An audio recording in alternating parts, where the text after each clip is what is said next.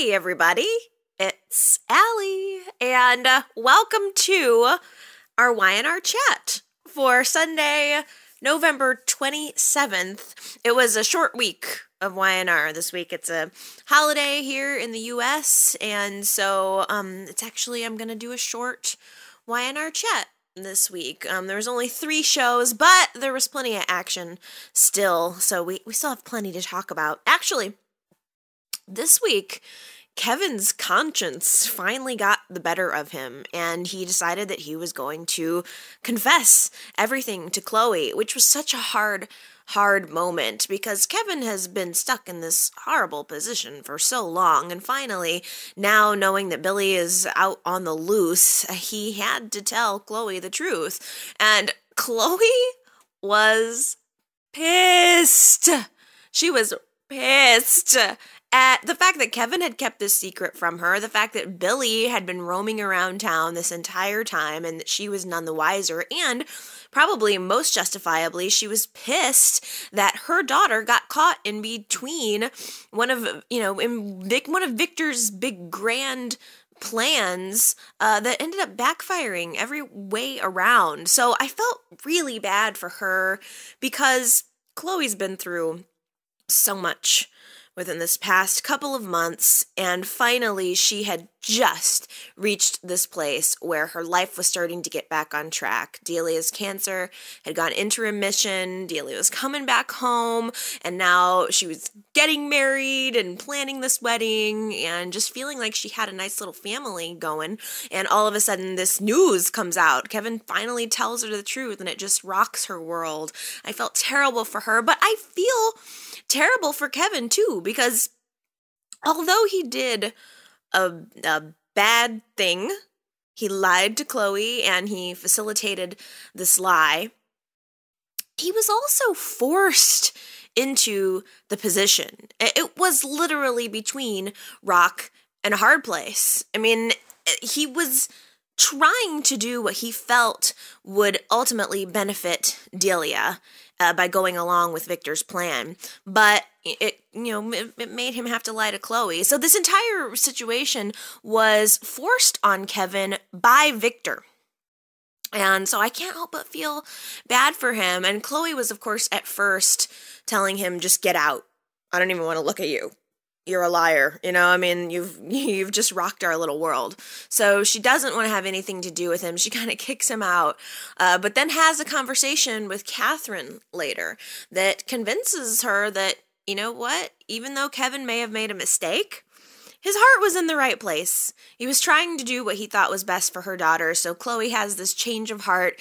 She runs off to Glowworm to find Kevin, and she just apologizes to him and gives him a big kiss, and now they're suddenly back on track. I guess that, I guess we're moving full speed ahead with Kevin and Chloe, which I kind of just wasn't expecting. I still have always been half expecting for Chloe to turn around and want to go back to Ronan sooner or later, but that just does not seem to be where the storyline is heading. It seems like Chloe and Kevin are serious. The relationship is back on. The wedding is back on. And it sounds like it's going to be a Christmas wedding coming within the next couple of weeks. So there's a little something to look forward to. I think we just might as well kind of get used to it. Kevin and Chloe are definitely a couple, and they're definitely trying to make it work. Of course, if Angelina had anything to say about it, they wouldn't be making it work. It was funny because the second that Kevin thought that Chloe had broken up with him, he goes to Glowworm, and Angelina and Angelo were hanging out there, and Angelina finds out that he and Chloe are on the rocks a little bit. And she's thrilled. She's just like, yay. Hey, do you want to see some pictures I took of myself last night in my bikini? Just so wrong. Just so wrong. She doesn't want to hear that Kevin is not available, and she just has this crush on him. She just has her sights set on him, and she wants him. She wants to do anything she can do to get him. And I think it's funny. Are you guys enjoying that? I mean, it's over the top, but it's just, I don't know. It's It's entertaining to me. The way she walks, she does this little, like, I don't know, waddle, this little high-heeled waddle, and her voice, which is so irritating. It's just, the whole thing is comedy to me, and Chloe... Chloe bursts into Glowworm, sees Angelina flirting with her man once again, and Chloe's like, "Are you deaf? I told you, he's already taken." And so it's kind of fun to see the cat fight a little bit between these two ladies. And then the whole thing ended at Glowworm with a serenade by Angelina. She's been working with Devon for a couple of weeks trying to get her song together, and she was finally going to perform it at Glowworm on Thanksgiving, and she picks up the mic, opens up her mouth, and part of me thought, is it actually going to be improved? And then, no, it was like screeching nails on a chalkboard every time she opens her mouth. So the song is just horrible. But then you see this shot of Angelo, and he is just in a different world. This is the man who just loves his daughter, and when she opens her mouth to sing this off-key train wreck of a song, he looks at her and all he sees is a singing angel. And so you just hear this overdub of her singing beautifully. So it starts out her singing horribly and transitions into beautifully as you're seeing her through Angelo's eyes. And I thought that was a really, really fun little scene. And like I said, I'm enjoying Angelo and Angelina at Glowworm. I think that that's a fun little little deterrent, I mean, it's kind of a side note storyline, but I think it's really fun. What do you guys think about it? Leave me a comment, let me know. So this was the week of big revelations, I suppose, because just like Kevin, Billy decides that he can no longer keep the truth. He has had this semi-reunion with Victoria in New York, and he finally realizes that he just has to tell her the whole truth. He's been holding enough lies in. So he just blurts it out, lets her know that the reason that he was not in Genoa City these past few, or the reason why he was in Genoa City and not contacting her for the past few weeks was because Victor was holding him hostage. And in fact, he didn't really even tell that to her. He sort of gave her a look like that implied that he was not, that there was a reason, like he had made a deal to not see Victoria in exchange for being able to provide the bone marrow, and Victoria guessed it.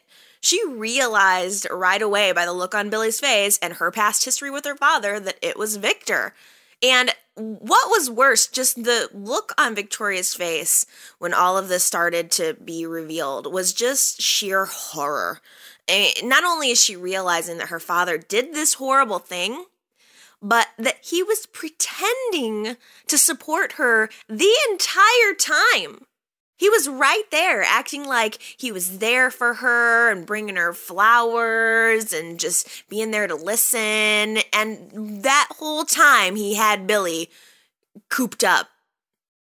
And I think that was almost the bigger betrayal. He did it, yes, that was terrible, but in a way, you almost kind of expect that kind of crap from Victor at this point. But the fact that he made her believe that he was an ally, that's what really stings, I think. So Victoria is feeling betrayed on like every single level, but there was also this moment between Billy and Victoria where I kind of realized something that I had forgotten, because Victoria's like, "Hey, Billy, even if my father was holding you hostage, why would you not just bust out and come to me? Why, you could have told me any of this, I would have helped you. Why did you still avoid me?"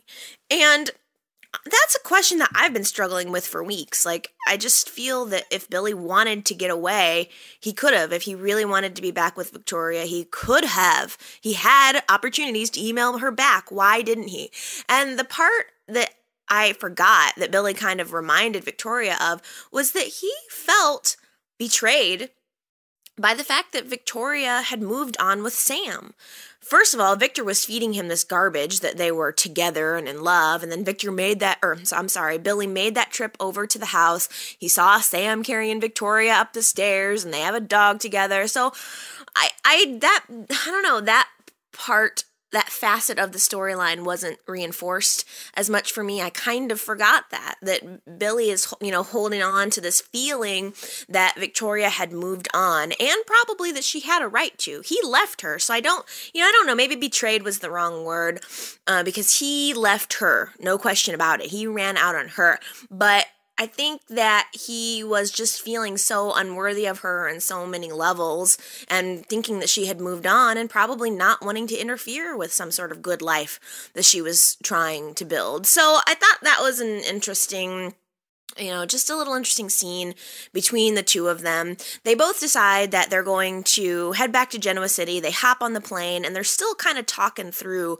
this entire ordeal that they've both been through. And of course, Victoria is on a beeline back to GC so that she can tear into Victor. That's, I think, number one on her priority list. But there's this little moment between them where Billy just says, maybe you should take it easy on Victor. And I'm thinking, what? Take it easy on Victor? Are you kidding me? This man has made your life a living hell, and now you're trying to convince Victoria to maybe bury the hatchet. And Victoria realizes right away that clearly Victor still has something more over him. I mean, we've had the revelation about the drugs and his involvement, that he's been set up with the drugs, but there's still this other issue of the woman, this mystery woman who's still floating around Myanmar or in the area or something. And Victor clearly knows exactly what happened between them and is still holding that over Billy's head. Well, as soon as Victoria realizes that that's the reason why he's trying to tell her to go soft on Victor, she says, come on, out with it. If there's something else you're not telling me, tell me now. It's better to just tell me. And Billy just sneaks out this revelation about there was this girl that he met on a beach.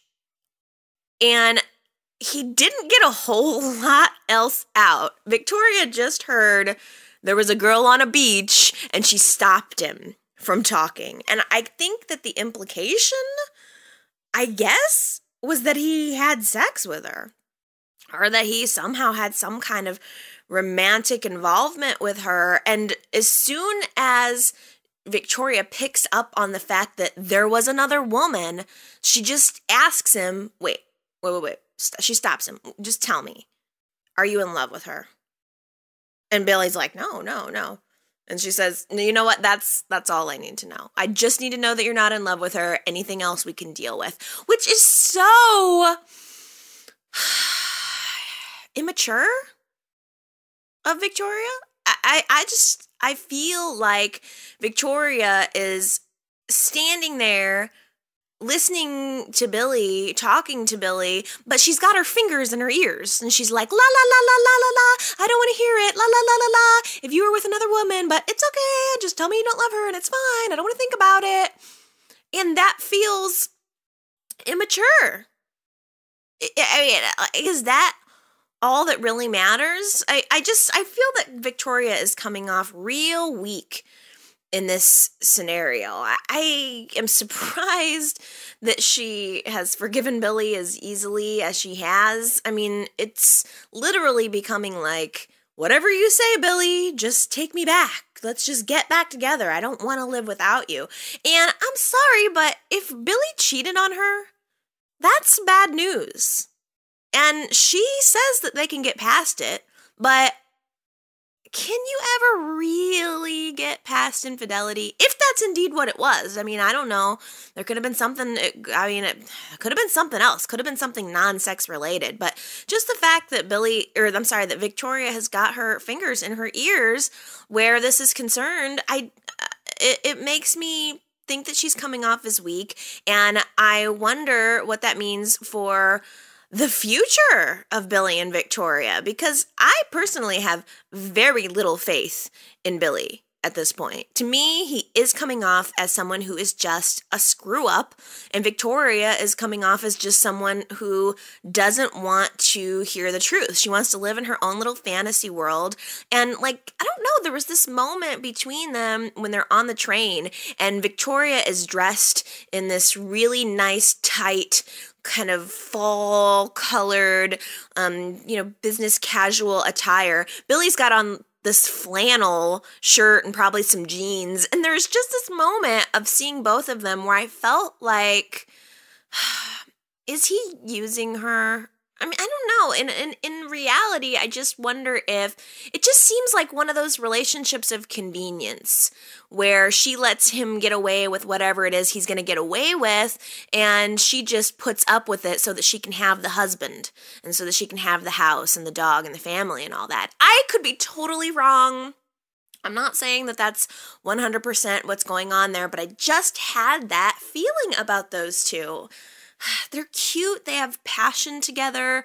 There's quirky little moments between them, but part of me wonders how deep this relationship really runs still. I'm still wondering that. So I don't know.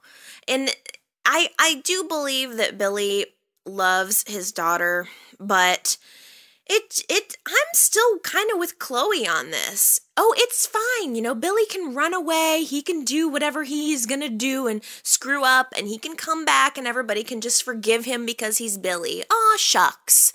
And that kind of behavior just doesn't fly with me. I don't like irresponsibility in my own life and the people that I surround myself with. So seeing that from him, I'm just annoyed with Billy this week, obviously. I'm annoyed with Billy this week. He bursts in on the Thanksgiving dinner at the Chancellor Mansion to see his daughter. He literally, I think, bursts right through the front door, shows everybody that he's still alive, rushes to Delia, gives her a big hug. They have this reunion. He's telling her how much he loves her, and it was sweet. It was good. And Jill's in the background, and she's standing there and, so happy to see her son, but something about it just still sat weird with me, just still sat wrong with me that, people were asking questions and he's like, I'm going to give you some basic answers, but I'm not going to give you the full story. You can tell that he's just still hiding something. And it's all playing into my irritability with Billy this week. But meanwhile, as Billy's having this reunion with his daughter, Victor's there. Victor's at Catherine's house. He sees both Victoria and Billy walk in the door, and he just stands there unbothered. You can't even tell a change on his face. Victor had to know that was coming. He let Billy go. It wasn't some big surprise for him. So he knew they were coming back, that they were reuniting, and that Victoria was going to be up in his face any minute now. So before he could really get caught, he snuck out of the Chancellor gathering, goes back to the ranch, and as soon as Billy and Victoria get done at the Chancellor house, she's gonna go visit Victor. She's gonna go find him, she's gonna confront him, and it isn't gonna be pretty. So she runs right over to the ranch and tells her father exactly what she thinks about him, that he doesn't understand love, he doesn't understand her relationship with him, that she loves Billy, and Victor doesn't understand what it means to stick by someone no matter what. And Victor's just trying to defend himself, and I know you're gonna hate me for this, but I hate what Victor did with Billy. I think it was ridiculous that he was holding him hostage, but for some reason this week I'm feeling like I kind of understood Victor's point of view. When I saw how almost manipulated Victoria seemed to be by Billy, I felt like Victor was correct. His methods totally disagreed with. He needs to stay out of his children's lives and let them make their own mistakes. But I sort of kind of agreed with him that Billy is someone who is probably going to continue to hurt Victoria over and over. She does have this blind spot where he's concerned, and she decided to resign from Newman Enterprises, which is no big shock, obviously. Her and her father's relationship is so up and down. It's constantly, I mean, I was surprised Victoria kind of pisses me. I'm a little pissed at both Victoria and Billy this week, to be honest, because she should never have gone back to work for Victor in the first place. She was the one that headed up that lawsuit against him, and then as soon as Victor wagged a little job in front of her face, she goes right back to Daddy. And then the second that things go the way they always go, which is Victor controlling things, she turns around and quits again. And when is she gonna learn? I have a hard time understanding her at this point. She needs to get a backbone. Victoria has no spine right now. I have a feeling that no one is going to agree with me on this. It's just the way I feel, though. It's just the way I feel. But I'm by no means trying to let Victor off the hook at all. Victor also did a bad thing. And I think that within the next week, we're going to be seeing Victor get a little bit of comeuppance. So Patty, aka Myrna, Genevieve's housekeeper, makes a private little Thanksgiving dinner for Genevieve and Jack, and she drugs the meal. So that Genevieve and Jack get very, very sleepy, fall asleep on the couch, and then Patty can whip off her veil and snuggle up with Jack while they're both passed out. It was funny, but also so pathetic. And I have to say, I love Stacey Haddock. She is so compelling. I love watching her. I love her voice. I love her creepy eyes. She is so interesting to me. And this week I'm warming up a little bit on the Patty storyline. I was not expecting to like it. When she first came back, I'm like, ugh, really? More Patty? Seriously, are we doing this again? But this week I found it a little more entertaining. Just her on the couch snuggled up to Jack as he's passed out.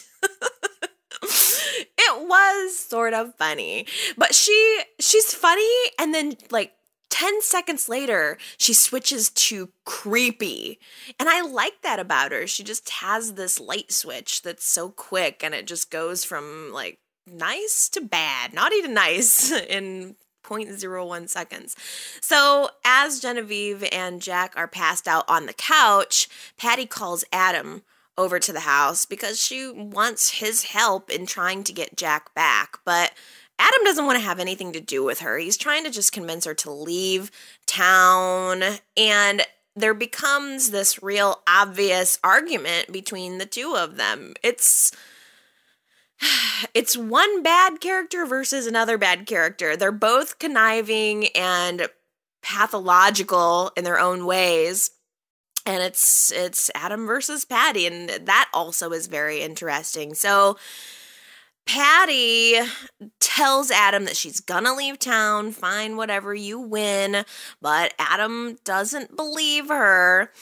He knows Patty has something up her sleeve. She actually goes to Newman Enterprises and decides to plant a little bit of evidence in Adam's desk. She's been threatening him for at least the past week or two that if he doesn't help her with her plan, she's going to go to the police and tell them everything that he had to do with Diane Schenken's murder. And finally, it reached a boil this week, and she goes and plants this little case in Adam's desk. Well, unbeknownst to us and not revealed until later, Adam is at work that day and he finds this evidence in his desk, snatches it up, and decides that he's going to pull an old switcheroo and instead plants it in Victor's office. So there's this little case that contains a needle and a vial, which is, I guess, supposed to be the murder weapon. I'm guessing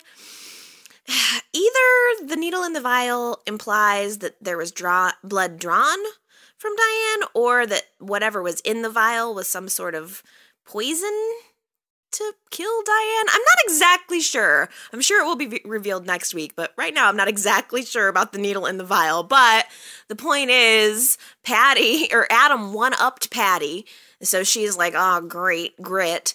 And Victor now has this evidence planted on him. Of course, the cops show up, Ronan shows up, because Patty called them, hoping that it was going to trip up Adam and get him arrested, but instead, Ronan finds the evidence in Victor's office, and Victor is gonna be under arrest. So everything I think that he did in the Billy's scenario it's almost just karma coming back to get him. He is gonna be in deep, deep trouble. I don't know how he's gonna get out of it.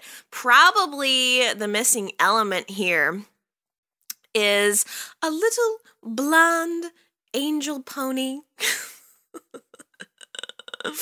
with red pump heels, a red dress, and a gorgeous fur coat named Nikki Newman. She has floated back, descended from the sky, floated back onto the scene in Genoa City. Nikki is back, and I am so, so happy. We saw that short scene a couple weeks ago that she had gone to London for something, which has got to have to do with the Diane Jenkins murder. She plays a role in that somehow. I don't know exactly how, but I have a feeling that whereas it's always been Victor in this situation where he's rescuing Nikki lately, I have a very strong feeling that Victor's ass is going to be sitting in jail, and this time it's going to be Nikki that saves him. Harmony is back in town this week, and she is not getting welcomed with open arms by anybody. The Winters family ran into her at Crimson Lights, and it was Olivia and Sophia and Devon and Neil, and they were all throwing shade at her. It was not pretty. They're just little jabs, little pokes, treating Harmony like she's trash. And I can't blame them for being suspicious of her. There was a little moment where Neil thought he saw her engaged in a drug deal outside of Crimson Lights, and he's like, up to your old tricks again, Harmony. And she wasn't doing that. She is someone who is in recovery, and I think that she's very patient with people who are thinking the worst of her because she knows that she's done some really bad things, but she is trying to keep her life on track. And again, I don't blame them for being suspicious of her. If it were some random actress playing this role, I don't think I would be as understanding, but I am so into this actress. She is so real to me, and I cannot help but identify. I did not like the character of Yolanda before when she was a crackhead, obviously, but this actress brings depth to Harmony. She's playing it so strong and yet so vulnerable all at the same time, and it's really, really working for me. I hope that you guys are liking her too, because I just think she's fascinating. She's hanging out at the Chancellor Mansion and sticking out like a sore thumb, but Catherine's, whether or not she has ulterior motives, she is trying to help her and help her fit in and help her stay on the road to recovery. Catherine is also a recovering addict in her own way, so these two have that in common. So they're an interesting little pair. I think Harmony is a very interesting character, and I really, really do look forward to seeing her in more scenes. Now, we did have a Winters Thanksgiving this week, which I thought was fun. Right before the family arrived, there was this scene with Neil and Sophia sits down on the couch with Neil and says, I really think I'm gonna accept your proposal. You mentioned last week about getting married, and I think we should get married. And the camera pans over to Neil's face. And please forgive my language here, you guys. If there are children in the room, just pause this right now. But Neil had this, when Sophia said she wanted to marry him, that she was taking him up on his offer, Neil had this look on his face that just said, oh, shit. like he made the offer, but maybe totally didn't want her to accept, or maybe that he made the offer and wasn't expecting her to accept, or he felt like he had to make the offer, but was hoping she didn't say yes. And it was so, like, there was a couple of times where also at the Thanksgiving meal, Sophia announces like a happy bride-to-be to to Lily and Devon that they're getting married, and Neil still has this look on his face like, I've made a huge mistake. Just, it was something in his face. I don't know. Maybe it's just typical cold feet? Or is it something more? Is he not in love with Sophia? Because even Lily and Devon had to sit him down and say, are you sure you want to do this? You can raise Moses without being married to his mother. And I kind of am falling on the camp of maybe Neil and Sophia need to get to know each other a little better. They've had a long road. It has been a year since remember, with the little gravy incident last year at Thanksgiving. It's been a year since they've even known each other. And just a couple months later, or a few weeks later, they slept with each other and conceived Moses. And it's been a long, rocky road. Malcolm's only been out of the picture for, in Y&R time, probably a week or so at most. So part of me is on the side of Lily and Devon, thinking Neil just needs to cool his jets and maybe have a long engagement or something. I don't want Sophia to get hurt, because I look at her face holding that little baby and she breaks my heart. I love Sophia so much. I really do. She's grown on me so much. And I don't want her to get hurt either, but I want them to be getting married for the right reasons. and a baby is a good reason, but if you're not in love, then it's not the right reason. Even though that kid, that Moses, the baby they had playing Moses, is a damn cute baby. I could not keep, I was giggling along looking at the screen with that little pumpkin. He just was so cute. I just wanted to eat him up. I think they make a really cute family, but I don't know. Do they have to be married in order to be that family?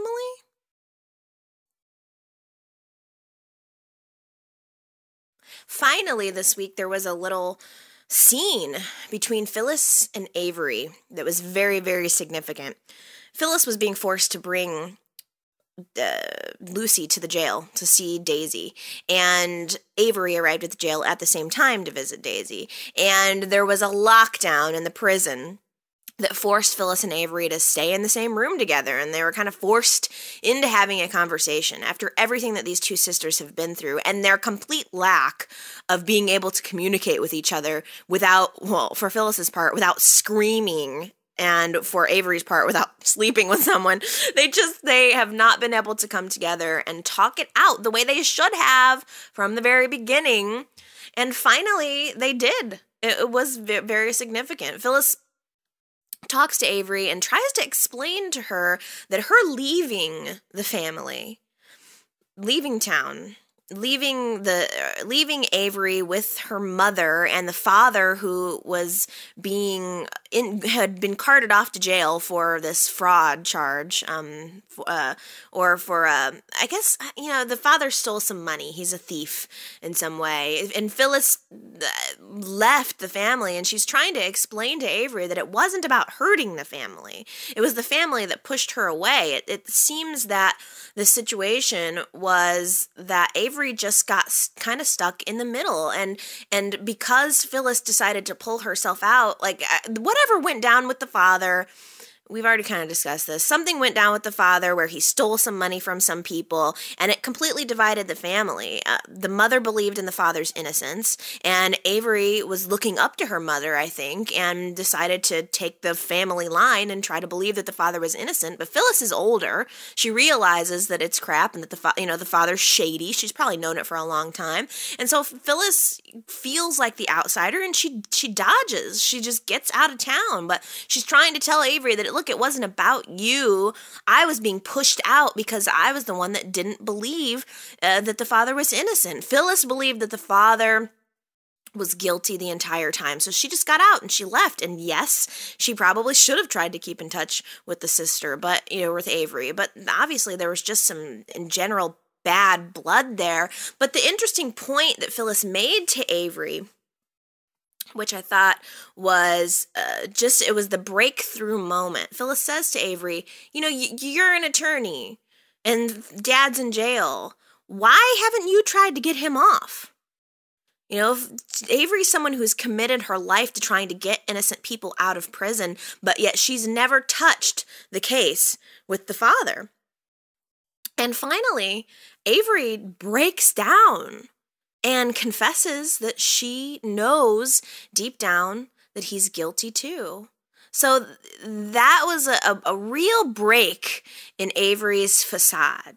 She's always trying to put forward this strong, together, I believe in the innocent type of persona. And these were showing the first cracks in that she knew that the father was guilty, and maybe that she just resented Phyllis for being able to get out. And it was a real great moment between the two sisters. I guess in some ways I'm wondering, is it a breakthrough moment for the sisters, or is it just a short break before the battle resumes? Okay, well, those are my thoughts for this week. 3 whole shows, but still a good amount of action, and I'm curious to know what you guys are thinking about the show this week. Please leave me a comment. Let me know what you think about the storylines, how your Thanksgiving was, and just in general, what you think about me, whatever, anything you want to tell me. Please just leave me a comment and let me know. I'll be looking forward to reading those and responding to you, and I will definitely be watching next week for a full week. I'm really looking forward to seeing Nikki again. That's going to be my big tuning in excitement moment. Like, that's what I'm tuning in for next week is Nikki. Give it to me. But I'll be thinking of all you guys the whole week, and I'll be looking forward to chatting with you again next time. So, everyone, have an awesome week. I love you so much, and we'll see you again later.